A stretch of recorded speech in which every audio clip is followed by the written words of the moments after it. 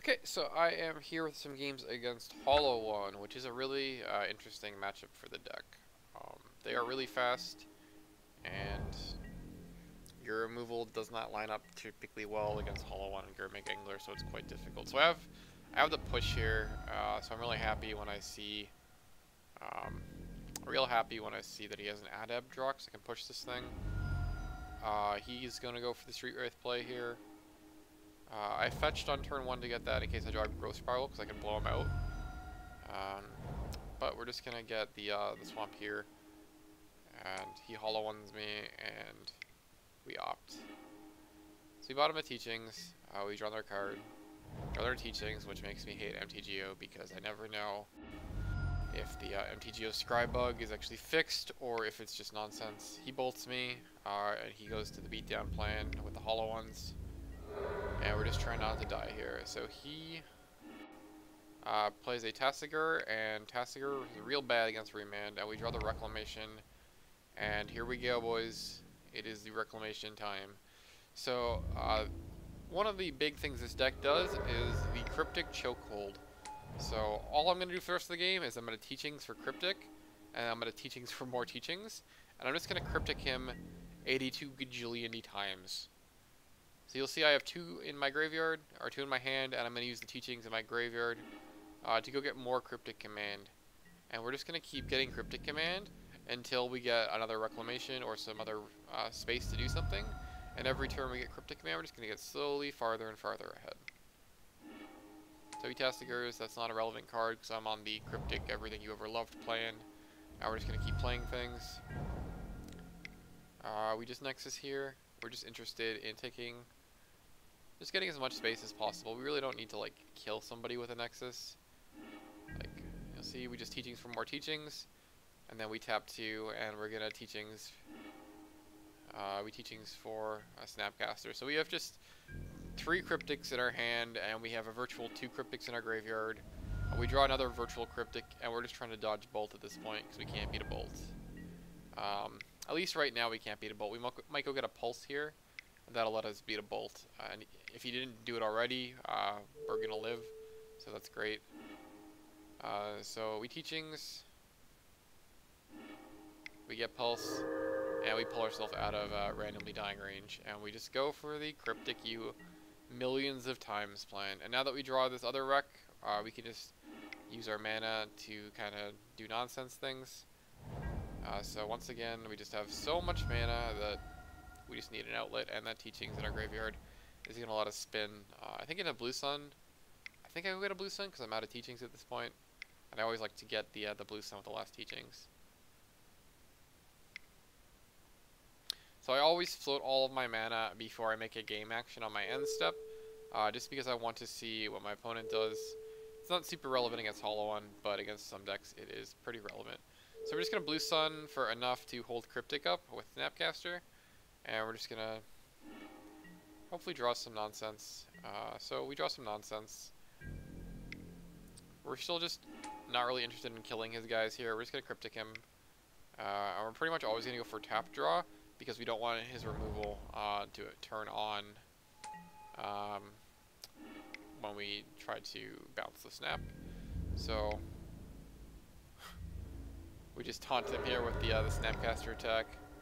I think I do that because I want to pulse back a snap, so now I can snap, pulse, snap, and do that nonsense.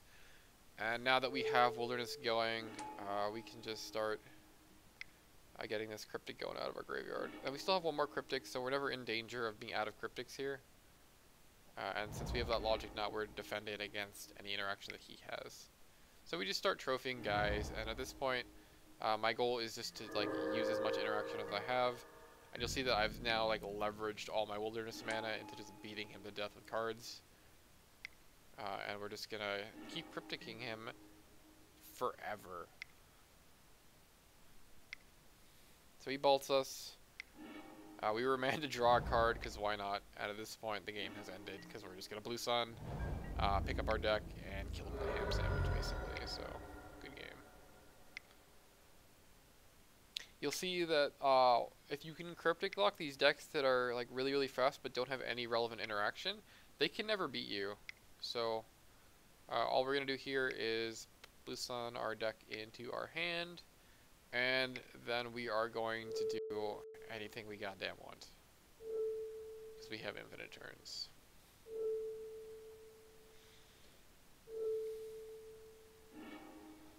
So blue sun, Nexus, you've all seen this song and dance already, so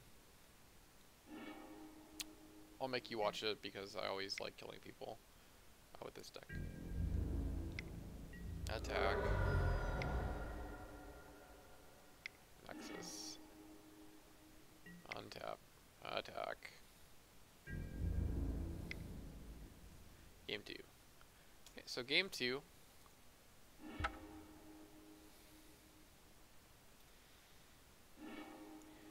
We have a decent hand. It is insulated from adepts, so I'm happy with it, and it's also decent against other nonsense like Bloodghast with the extraction, so we're pretty happy with this. But then he starts playing Burning Inquiry as triple Thoughtseize, and it's pretty bad.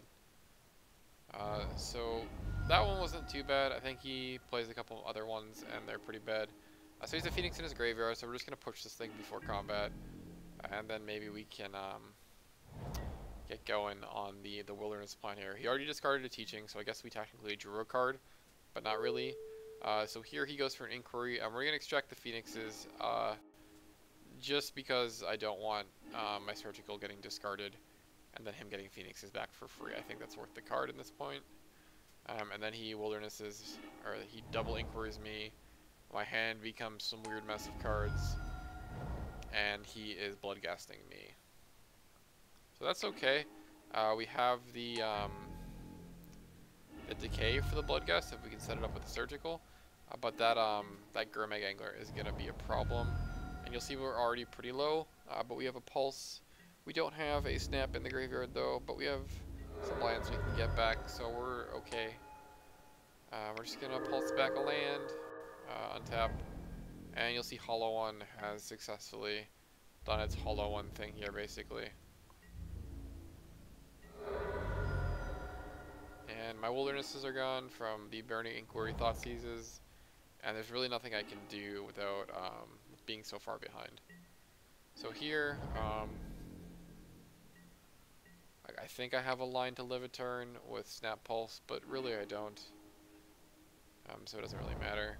I need Bloodghast, and those will come back, and now I have to spend my decay on the Bloodghast, which is fine. He cracks that, and I think I'm gonna Snap, and then extract him here, but his Adept is a 3/2, and I just realized that. I really shouldn't have shown him the decay. I should have thought that through all of those lines before I made my play and just scooped it up. But now we go to game 3. So game 3,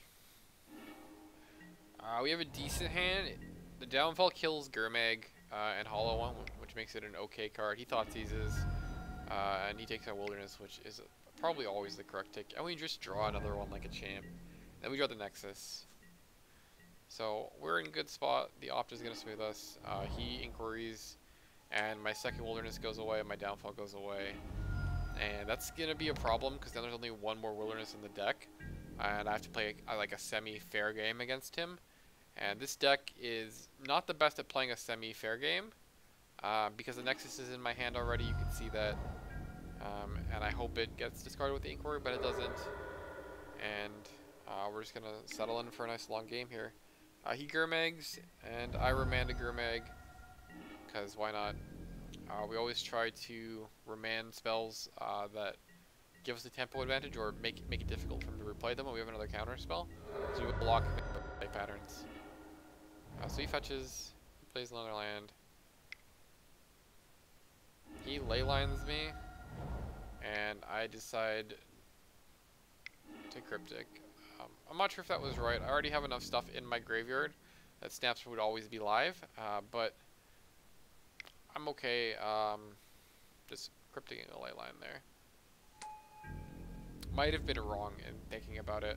I don't really care about Leyline now when I have all that snap value already. So now we just Logic Knot this Gurmag Angler. We're at 9. We have a Teachings in our graveyard. He's not presenting lethal. We're still a bolt away from lethal, so we can teachings here and get whatever we want.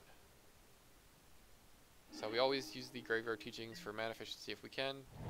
Then we draw the surgical extraction, and that's pretty good. So we're just going to Nexus here, take an extra turn. Why not? And now we draw a Cryptic, and we're just going to pulse a land here. Once again, big part of the deck is just pulling yourself out of range of things. And he's going to cycle some hollow ones because he can't play them otherwise. That's fine. So he plays the Liliana. We have the Cryptic command for the Liliana, which is great. And he's grinding against us now, which is the type of gameplay that we want. We don't want to get blown up. So we draw the Decay, which is good. Of note, though, he has the fetch land, which makes decaying these Bloodghasts a little awkward because they can come back. So we decay here.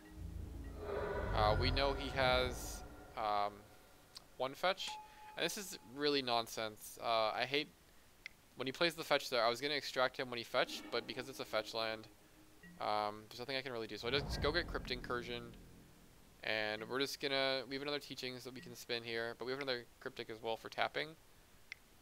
So he goes to Inquiry, and we're just going to tap him. We have 2 Bloodghast extracts in our hand. We're hoping one doesn't get grabbed. One does not get grabbed, and we are super happy. He gets a Bloodghast, and we snap. We pulse. We block. And then we pulse back the snap here. And that incentivizes him to use his last land. And that's going to be game. So what's going to happen here is he's going to play Leyline. We're going to play Pulse on our snap. We're going to decay his Bloodghasts. Well, we're going to beat him because we have the beating value. But what we're going to do is we're going to put decay Bloodghasts. And then we're going to Crypt Incursion him and go to 27. And at this point the game has ended, but it's still technically going on. We also have a Teachings in our graveyard that we can spin for the Blue Sun whenever we want to.